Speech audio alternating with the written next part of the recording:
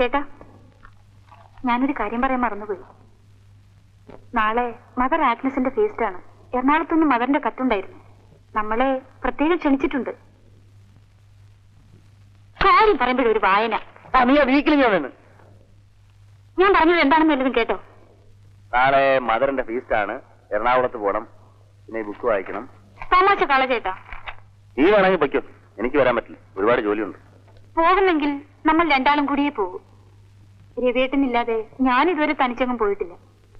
നമ്മൾ എല്ലാ കൊല്ലവും പോകുന്നതല്ലേ. നമ്മൾ ചെന്നില്ലെങ്കിൽ മദർ എന്ത് വിചാരിക്കും?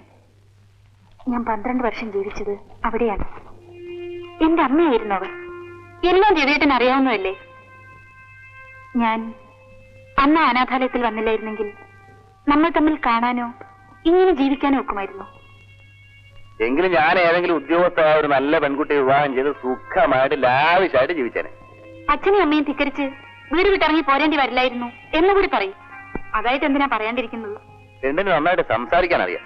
മലയാളം എമ്മയല്ലേ. നാളെ അവിടെ പോയാ പോരെ. കത്ത് ബാഗിൽ നിന്ന് വന്നപ്പോഴേ ഞാൻ വായിച്ചു. പോണോന്ന് തീരുമാനിക്കുകയും ചെയ്തു. പോരെ. മിനിക്കുട്ടിയുടെ മിനിക്കുട്ടി മിനിക്കുട്ടി നീ അവിടെ ഇരിക്കും. മോനെ അടുത്ത മുറി ഞങ്ങൾ കിടത്തിയാൽ മതി, അല്ലെങ്കിൽ നമ്മുടെ കാര്യങ്ങളൊക്കെ കുഴയും. അവൾ തനിച്ച് കിടക്കില്ല. ഈ കുട്ടികളെ അടുത്ത് കിടത്തിയുള്ള ക്രിയകളുണ്ടല്ലോ, അത് അപകടമാണ്.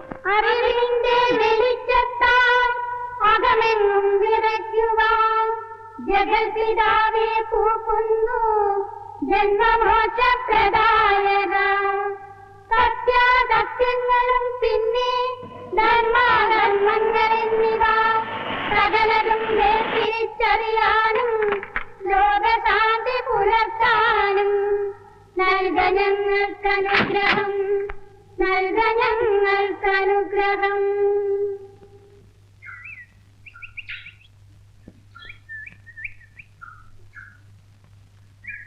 ഇത്രയും സമയം കാണാതിരുന്നുകൊണ്ട് നിങ്ങൾ ഇനി വരില്ലെന്ന് കരുതി. ട്രെയിൻ ലേറ്റ് ആയിരുന്നു. ഏത് ബാങ്കിൽ തന്നെയല്ലേ? അതെ. മോള് നന്നായി പഠിക്കുന്നുണ്ടല്ലോ. അവള് പഠിക്കാനൊരു അല്പം മോശമാണ്. മോളെ അമ്മയെ പോലെ പഠിച്ചു മിടുക്കിയാവണം കേട്ടോ. വരൂ.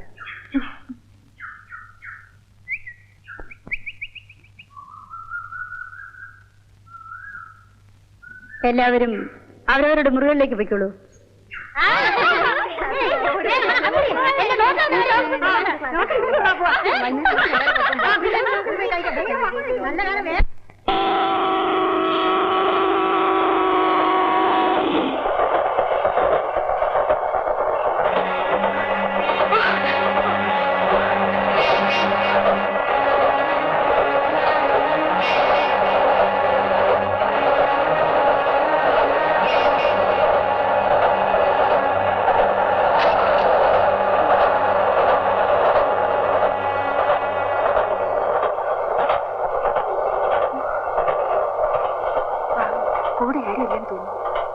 നീയാണെങ്കിൽ രാത്രി ഇങ്ങനെ ഇറങ്ങി നടക്കൂ. അയ്യോ, ഇപ്പോഴത്തെ പെൺകുട്ടികളെ സമ്മതിക്കണം.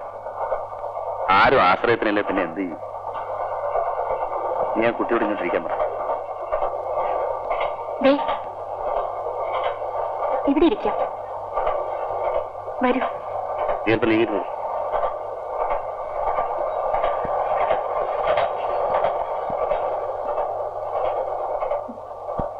എങ്ങോട്ടാണ്? തിരുവനന്തപുരത്ത്. ഞങ്ങളും അതെ. എന്താ പേര്? രാധ. റിസർവേഷൻ ഉണ്ടല്ലേ? ഇല്ല. അയ്യോ, ഇത് റിസർവേഷൻ കമ്പാർട്ട്മെന്റാണല്ലോ. എന്റെ കയ്യിൽ ടിക്കറ്റ് പോലും ഇല്ല. സാരമില്ല, നമുക്ക് 3 ബർത്തുണ്ടല്ലോ. ലോവർ ബർത്തിൽ ആ കുട്ടി കിടന്നോട്ടെ, ഞാൻ മുകളിൽ കിടക്കാം. TTR വരുമ്പോ നമുക്ക് ടിക്കറ്റ് എടുക്കാം.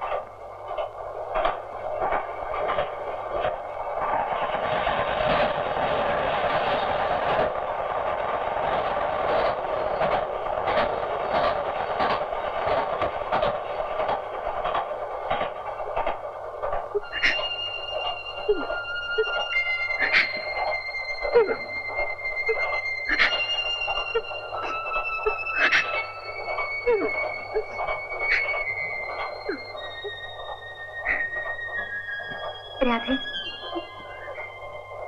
എന്തിനാ രാധ കരയുന്നേ? എന്ത് പറ്റി രാധ? ചേച്ചി, പറയാവുന്നതാണെങ്കിൽ എന്നോട് പറയൂ. ഈ ലോകത്തിൽ ഒരു സ്ത്രീക്കും ഇത്തരമൊരു അനുഭവം ഉണ്ടാകരുത് ചേച്ചി. മകളുടെ പച്ച മാംസം കൊതിച്ച് ഒരു വേട്ടക്കാരനെ പോലെ നടക്കുന്ന ഒരച്ഛനെ കുറിച്ച് ചേച്ചി ഒന്ന് ഓർത്തു നോക്ക്. അച്ഛനെന്ന് പറഞ്ഞാൽ എന്റെ അമ്മ രണ്ടാമത് വിവാഹം കഴിച്ച് അവരുടെ ഭർത്താവ്. എന്റെ അമ്മ മരിച്ചു കഴിഞ്ഞപ്പോൾ ഞാൻ ഒറ്റയ്ക്കായി. പിന്നെ ഒരു മകളോടുള്ള പെരുമാറ്റമല്ലായിരുന്നു അയാൾക്ക് എന്നോട്.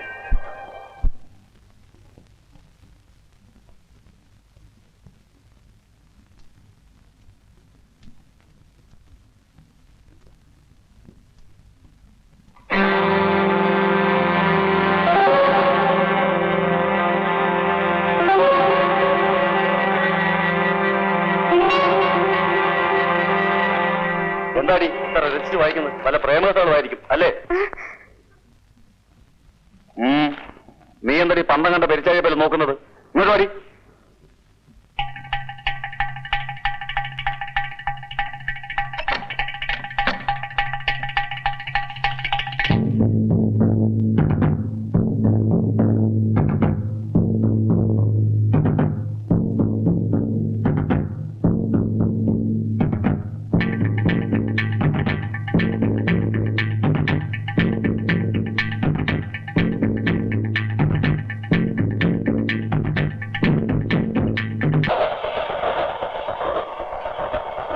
ജീവനും കൊണ്ടോടി രക്ഷപ്പെട്ടു.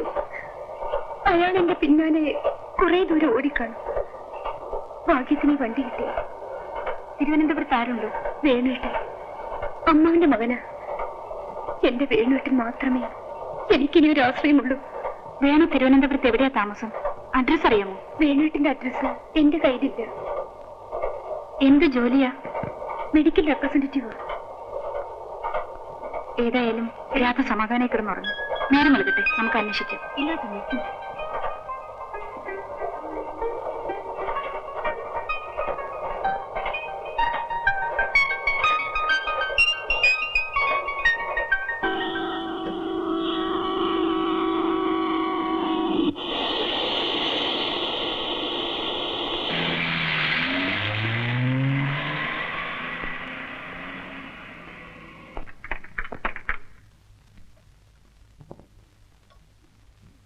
വരൂ ആന്റി, ഇതാ ഞങ്ങളുടെ വീട്.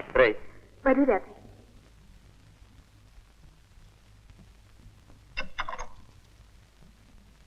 ബാങ്കിൽ പോകുന്ന സമയമായി.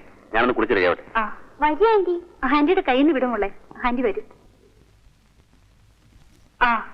രാധ വേണമെങ്കിൽ ഒന്ന് കുളിച്ച് ഫ്രഷ് ആയിക്കൊള്ളൂ. ഇന്നലെ രാത്രി തീരെ ഉറങ്ങിയില്ലല്ലോ. ടവല് സോപ്പ് ഇതിനകത്ത് തന്നെ ഉണ്ട്. രാധയ്ക്ക് മാറാൻ സാരി എടുത്തോണ്ട് വരാം. എന്താ രാധ? ഇത് രാധയുടെ സ്വന്തം വീട് പോലെ കരുതിയാൽ മതി.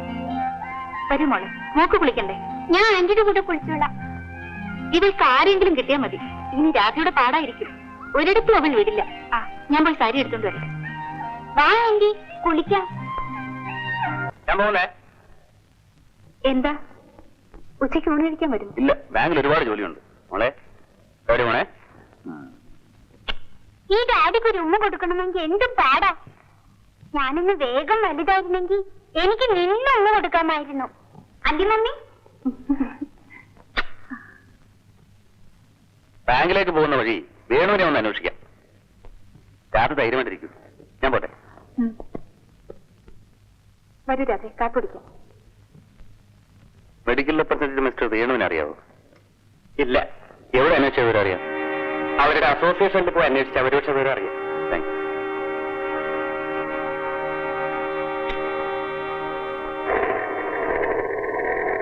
വേണു മദ്രാസിൽ ഒരു കോൺഫറൻസിൽ പോയിരിക്കാം. പുള്ളി എവിടെയാണ് താമസിക്കുന്നതെന്ന് അറിയാം. ഫ്രം അഡ്രസ് എനിക്കറിയില്ല. വന്നാൽ ഇവിടെ റിപ്പോർട്ട് ചെയ്യും. എന്ന് വരുമെന്നറിയാമോ? കൃത്യമായി പറയാൻ പറ്റില്ല. ശരി, ഞാൻ പിന്നീട് ഒന്ന് കണ്ടോളാം. ശരി.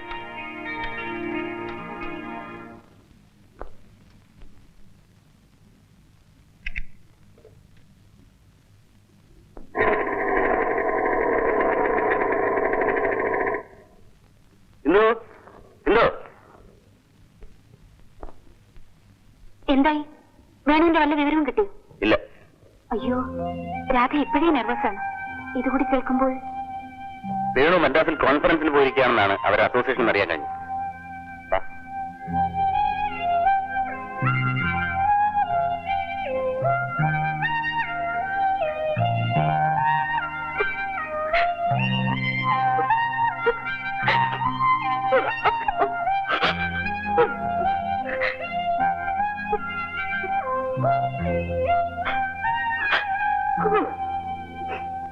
രാധേ രാധേ, എന്താ ഇത്? കൊച്ചുകുട്ടികളെ പോലെ എഴുന്നേൽക്കൂ. നമുക്ക് വേണുവിനെ കണ്ടുപിടിക്കാം. രവിയേട്ടൻ അന്വേഷിക്കുന്നുണ്ട്. വേണുവേട്ടനെ കണ്ടില്ലെങ്കിൽ ഞങ്ങളൊക്കെ ഇവിടെയില്ലേ? ഞാനൊരു അനാഥയാണ് ചേച്ചി. അങ്ങനെ വിചാരിക്കരുത്. നിനക്ക് എത്രയെങ്കിലും ബന്ധങ്ങൾ ഈ ലോകത്തുണ്ടല്ലോ. എന്റെ കല്യാണം കഴിയുന്നതുവരെ എനിക്കാരുമില്ലായിരുന്നു. അച്ഛനും അമ്മയും ആരും.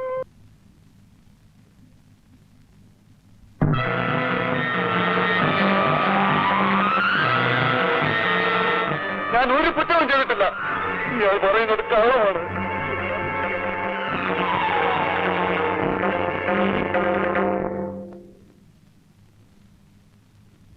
എന്നാ മോനെ ചായന്റെ ഉള്ള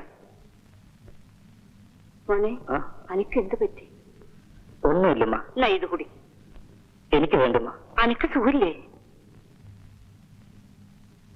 പടച്ചോനെ, എന്റെ മോന് എന്ത് പറ്റി? ഉമ്മാനോട് പറ മോനെ. അമ്മ, ഞാനിന്നൊരു കാഴ്ചയുണ്ട്. എന്താ മോനെ? വണ്ടിക്ക് തലവെച്ച് മരിച്ചു കിടക്കുന്ന ഒരു അമ്മയും കുഞ്ഞിനെ കോടതിയിൽ നിന്ന് കള്ളസാക്ഷി പറഞ്ഞ് കൊലയാളിയാക്കി മനുഷ്യന്റെ ഭാര്യയും കുഞ്ഞുമായിരുന്നത്. പടച്ചോനെ, ഇന്നത്തെ കൊണ്ട് എല്ലാം കഴിഞ്ഞമ്മ. കള്ളസാക്ഷി പറയാൻ ഞാനിനി പോവില്ല. ജോലി ചെയ്ത് ഞാൻ ജീവിക്കും. ഇന്നു മുതൽ അബ്ദു ഒരു പുതിയ മനുഷ്യനാണ്. മോനെ, എന്ത് ജോലിയായാലും അധ്വാനിച്ച് തിന്നുന്ന ചോറിന്റെ രുചിയൊന്ന് വേറെ തന്നെയാണ്. മോനെ ചായ തന്നുകൂടി.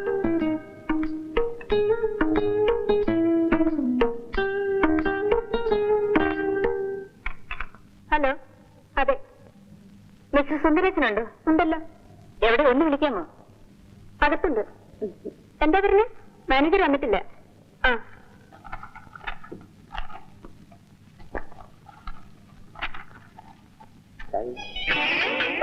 എന്താണോ ചായക്ക് ഇത്ര താമസം? ചായയിൽ പൊക്കിക്കൊണ്ട് വരണ്ടേ? ഒരു ചൗവാച്ച് വെക്കാത്തത് ഇട്ട് കുടിക്കാമല്ലേ? സാറേ, കോംപ്ലാൻ ഇല്ല. ചായ വേണോ? ആ, ശരി. എന്തോ എന്തോ നിന്നെ ഇന്ന് പതിവ് പോലെ ഹാളിലൊന്നും കണ്ടില്ലല്ലോ.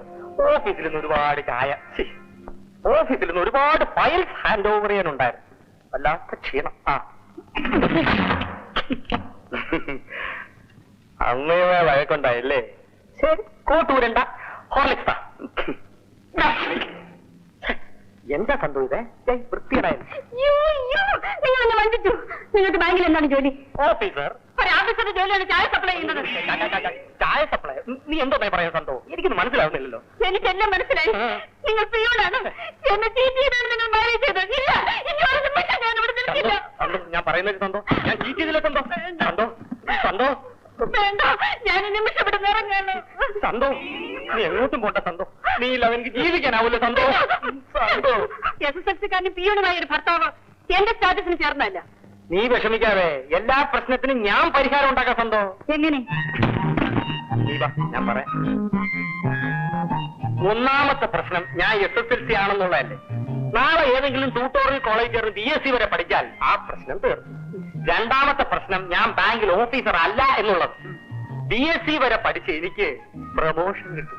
അതോടെ ചായ കൊടുപ്പ് നിൽക്കും. അപ്പോഴും നിന്റെ പ്രശ്നം ബാക്കി കിടക്കുന്നു. നീ പ്രസവിക്കുന്നതിന് പകരം എന്റെ അമ്മ പ്രസവിച്ചാൽ മതിയോ? ഞാൻ സുന്ദരേശനാണെങ്കിൽ ഇന്ന് ഈ നിമിഷം നിന്റെ പ്രശ്നത്തിന് ആദ്യം പരിഹാരം കാണും. നിന്റെ പ്രശ്നം പരിഹരിക്കണം.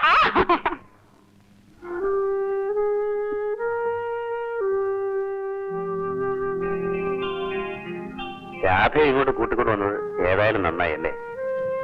എന്താ? അല്ല, രാത്രിയിൽ മിനിമോള് രാധയോട് കിടന്നോളല്ലോ. ഓ, മതി. പിന്നെ വേണന്റെ കാര്യം എന്തായി? ചേട്ടൻ അന്വേഷിക്കുന്നില്ലേ?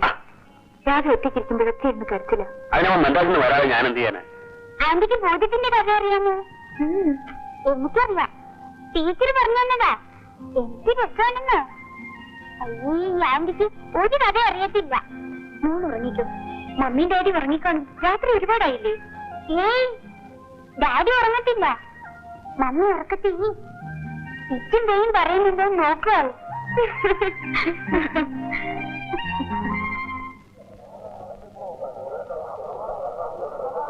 നല്ല മീനുണ്ട്.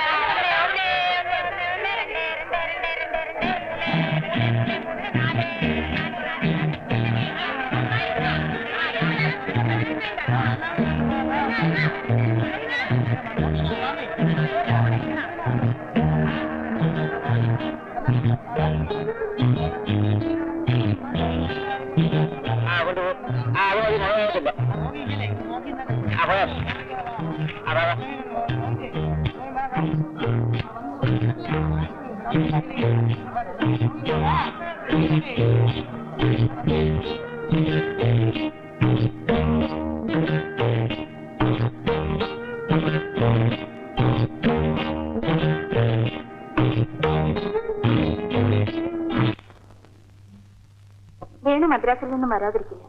രാധ വിഷമിക്കാതിരിക്കും. എത്ര ദിവസം എന്ന് വെച്ചാ ചേച്ചി ഇവിടെ ഇങ്ങനെ? ഓഹോ, അതാണോ കാര്യം? അതുകൊണ്ടൊന്നും രാധ പറയാകണ്ട. രാധയ്ക്ക് എത്ര ദിവസം വേണമെങ്കിലും ഇവിടെ താമസിക്കാം. എനിക്കിവിടെ എവിടെയെങ്കിലും ഒരു ജോലി കിട്ടിയിരുന്നെങ്കിൽ സമയമെങ്കിലും പോയി കിട്ടുമായിരുന്നു. ചേച്ചി രവേട്ടനോട് പറഞ്ഞ് എനിക്കൊരു ജോലി വാങ്ങി തരാമോ? ഞാൻ ചേട്ടനോട് പറയാം. മമ്മി മമ്മി ഇത് കണ്ടോ മമ്മി? ബാറ്റിന്റെ ഗഡ്സ് പൊട്ടിപ്പോയി. ഒന്ന് കേട്ടിട്ടാ മമ്മി? എനിക്കിത് കെട്ടാനൊന്നും അറിഞ്ഞൂടാ. ഇങ്ങ് തരൂ ചേച്ചി, ഞാൻ കെട്ടിക്കൊടുക്കാം.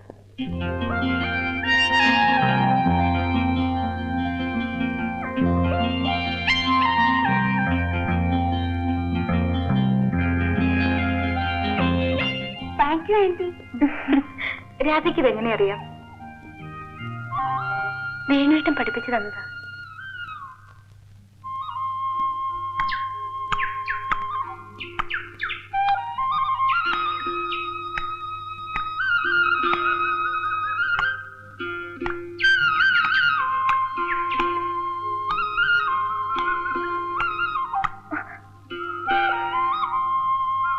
അയ്യോ, ഗഡ്സ് പൊട്ടിപ്പോയല്ലേ ചേട്ടാ. ഇങ്ങോട്ട് വാ.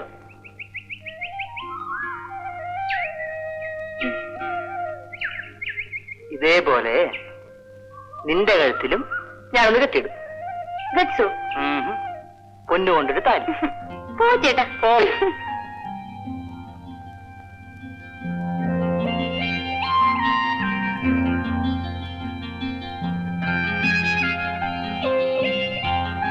രാധക്കറിയാണ്. ആവശ്യത്തിലധികം കണ്ണുനീര് രാധയുടെ കയ്യിൽ സ്റ്റോക്കുണ്ടെന്ന് എനിക്കിവിടെ വന്നേ അന്ന് എന്നെ മനസ്സിലായി. ഇങ്ങനെ കരഞ്ഞു തീർത്താൽ ശരിക്കൊരു ആവശ്യം വരുമ്പോ കണ്ണുനീര് ആരോടെങ്കിലും കടം വാങ്ങേണ്ടി വരും. എന്തു ഞാൻ രാധയ്ക്ക് YWCയിൽ ഒരു ജോലി ശരിയാക്കിയിട്ടുണ്ട്. പക്ഷേ ജോലി കിട്ടിയാൽ അവിടെ തന്നെ താമസിക്കണമെന്നാണ് അവരുടെ നിയമം. വേണുവിനെ കണ്ടു കിട്ടാത്തത് ഞാൻ അന്വേഷിക്കാത്തത് കൊണ്ടാണെന്ന് രാധയ്ക്ക് തോന്നുന്നുണ്ട്. ഞാൻ ദിവസവും അന്വേഷിക്കുന്നുണ്ട്. മദ്രാസിൽ നിന്നും ഏരിയ മാനേജരായി പ്രൊമോഷനോട് കൂടിയാണ് അദ്ദേഹം വരുന്നത്. രാധയുടെ നല്ല കാലം അടുത്തെന്നാ തോന്നുന്നേ. അതിലേ നാളെ രാവിലെ ജോലിക്ക് പോകാൻ റെഡിയായി എന്നോണം. Okay, good night. ഇറക്കടാ.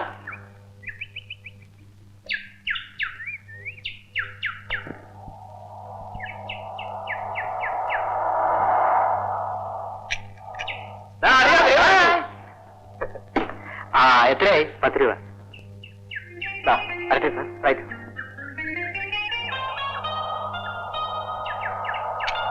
എടാ അറിയാ, നിന്നെ കണ്ടിട്ട് എത്ര കാലമായടാ. എന്താ അറിയിക്കായിരുന്നത്? ഞാൻ നേരത്തെ പോകുന്നില്ലയാ. നീ വാ. നീ വാ. ഏതായാലും ഇന്ന് ഘോഷിക്കണം. അതിരിക്കട്ടെ. മദ്രാസിലെ ഗേൾസ് ഒക്കെ എങ്ങനെയുണ്ട്? ഇവനെപ്പോഴും ഈ ഒരു ചിന്ത മാത്രമുള്ള. അയ്യാ, ഒരു ഗുഡ് ന്യൂസ്. എനിക്ക് പ്രൊമോഷൻ കിട്ടി. ഏരിയ മാനേജറായി. ഇവിടെ തന്നെ. ഏരിയ മാനേജർ ആയതുകൊണ്ട് സാറിന് ഇനി ഇവിടെ താമസിക്കാൻ അല്പം വിഷമം കാണും. ഞങ്ങളെല്ലാം വഴക്കന്മാരാണല്ലോ. ഇനി ഞങ്ങളിവിടെ താമസിക്കാൻ സാറിന് ഇപ്പം ബുദ്ധിമുട്ടായി. എന്തോ വലിച്ചു പറഞ്ഞായിരിക്കും.